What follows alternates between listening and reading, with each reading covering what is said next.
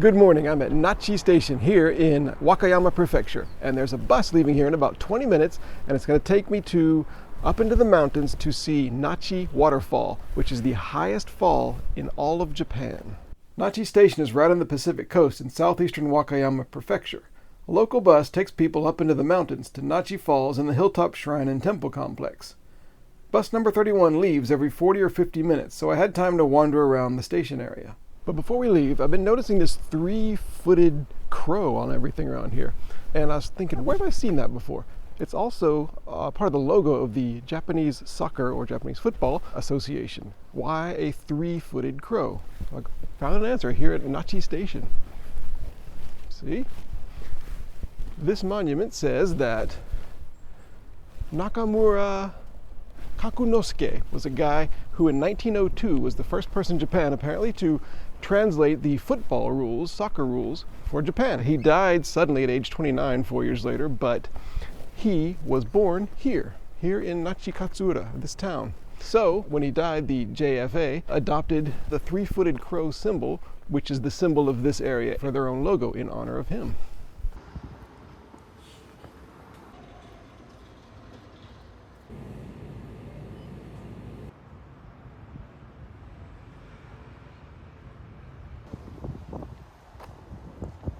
Just went in this little coffee shop to get me a coffee. I was talking to these two guys in there, and one of them said there's an underground passage under the railway to get to the actual coast, the actual beach. So you can actually get up close to the water, maybe.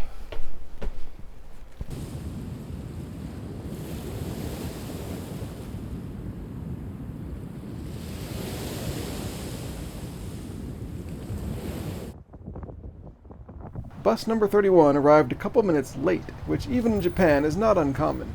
This is a local bus, not a tourist service. It's probably usually a mix of locals getting back and forth and tourists bound for the waterfalls and or the hiking trails. When getting on board this bus, you take a slip of paper. I got on at stop number 3, and when you get off, a board tells you the fare from that point. The ride to the waterfall is about 20 minutes, and there's a great feeling of anticipation as the bus takes you through small communities and climbs higher and higher into the lush green Kii Mountains.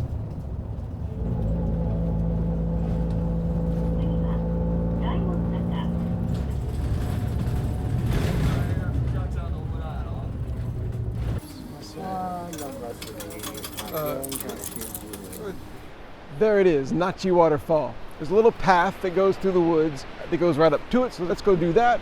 And by the way, if you notice that I seem a little more tired and bleary than normal today, that's because the guy next to me in the hotel room, the guy in the room next to me in the hotel last night was playing his TV all night. I couldn't sleep. I was tossing and turning until about 5 o'clock this morning.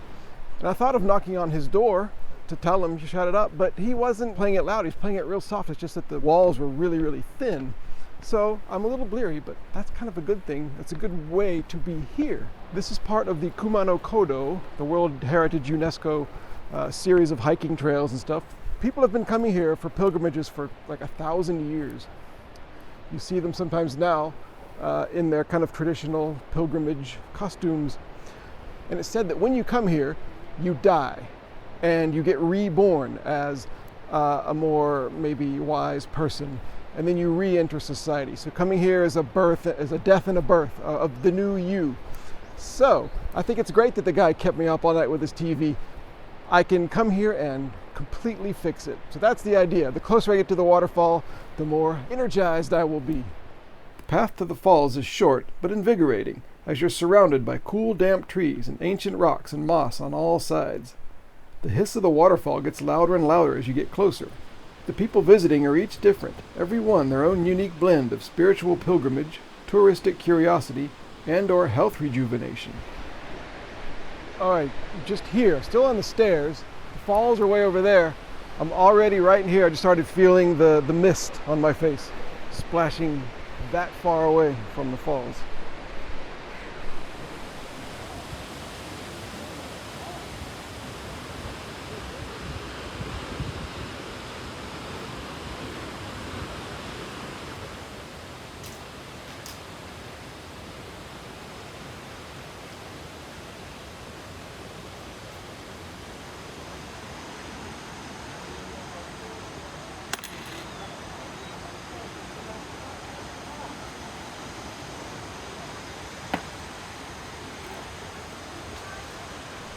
My prayer was that this video would become a huge hit on YouTube. But just in case prayer is not enough, please consider going to my Patreon page and choosing a tier and supporting me that way. Helps support independent travel like this and helps me go to other places and show you more interesting places that you might not know. You can go here for free, but I just paid 300 yen to go up these special stairs to get a closer view of the falls, up to that orange platform. And the guy gave me a little fortune thing, a little good luck thing. And I said, are they all the same? He said, yeah, they're all the same. So it's not like the lottery luck.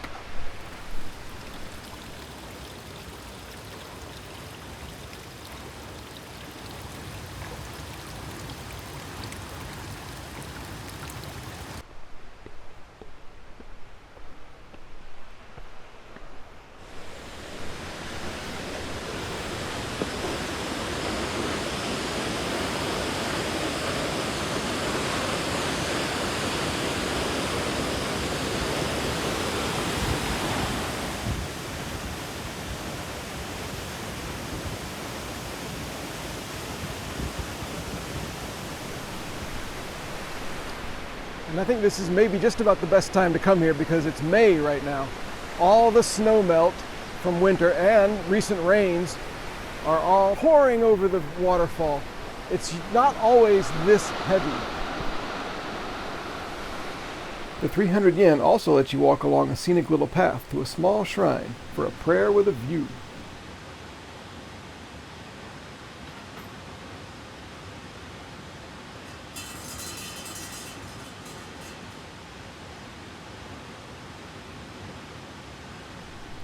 All right, well, this 133 meter high waterfall was great close up, but there's also a famous view and a different view of it way up these stairs to a shrine and temple way up on this hill. Let's go see that.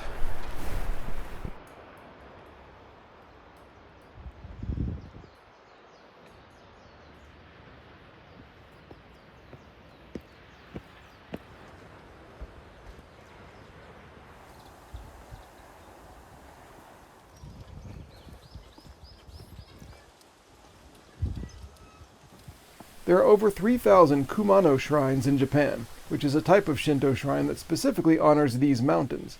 This one, Nachi Grand Shrine, is one of the 3 main Kumano shrines.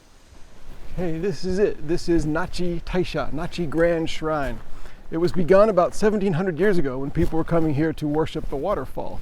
It's a Shinto shrine, and this sign gave me some more information about the 3-legged crow. The 3-legged crow was a legendary creature that led Japan's first emperor, Jimmu, to this area. That's why it's such a big deal. The 3-legged crow is sort of the mystical spirit animal of this part of Japan, I guess, all of Kansai, Wakayama, Nara. And somewhere around here there is a tree. It's big enough to have like a big hole in it, and you can walk through it and get enlightened. So where's the tree?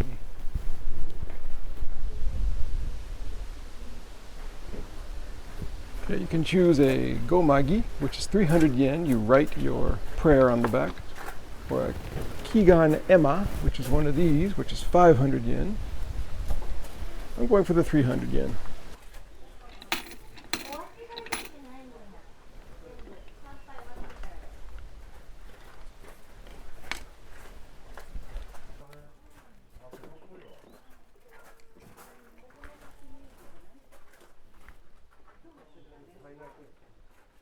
Okay, then you walk under the tree with holding your prayer stick, and when you come out the other end, you drop it, and they burn it. They burn all of them on the 18th of every month, and the wish will come true.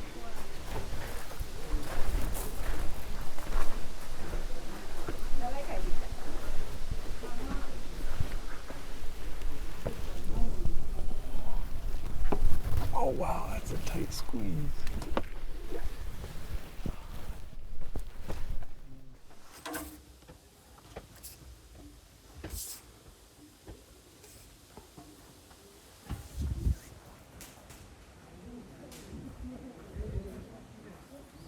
I put my prayer stick on the rack, where it will wait with the others for the monthly bonfire.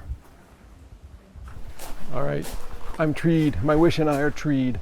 Now all this is Shinto. Right over here, if you go through this gate, you go to a Buddhist shrine, or Buddhist temple. These were historically administered together until the Meiji Restoration. The government said, okay, you got to split these apart. So Buddhism and Shintoism have always been kind of good friends and everything. This is one of the few places in Japan where they're still in the same complex. They're technically kind of separate, but they're all really together. So let's cross this barrier here into the Buddhist part, which is a different temple, and that's where the really famous view of Nachi Waterfall is.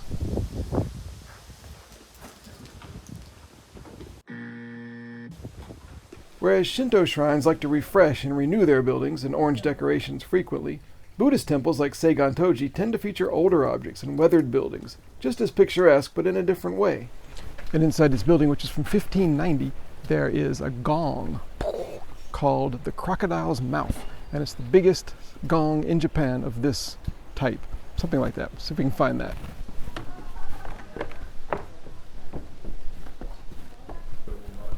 Sumimasen. それはワニ口ですか？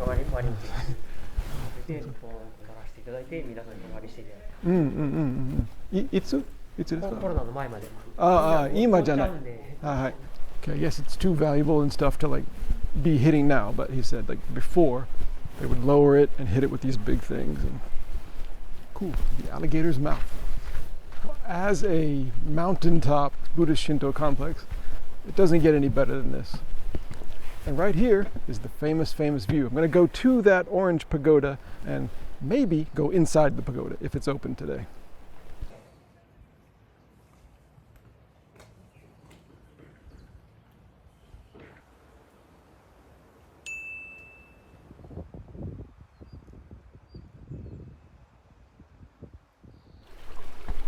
Okay, I think it's open. The original pagoda here was built in 1581, or it burned down in 1581 and was not rebuilt. This one was rebuilt in 1972, so it's extremely new, but it's still pretty awesome. Bleeding me dry.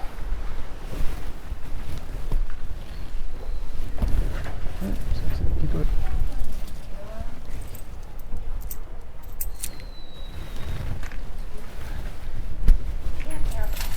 Hey, arigato.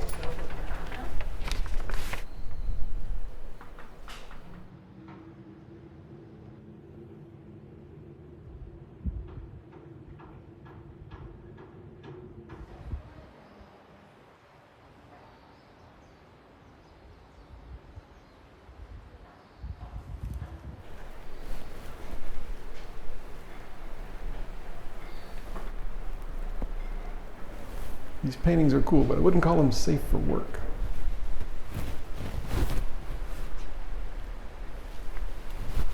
Look at this, they let you go all the way up to the top. I thought they didn't let you go past the first floor. Here it is. You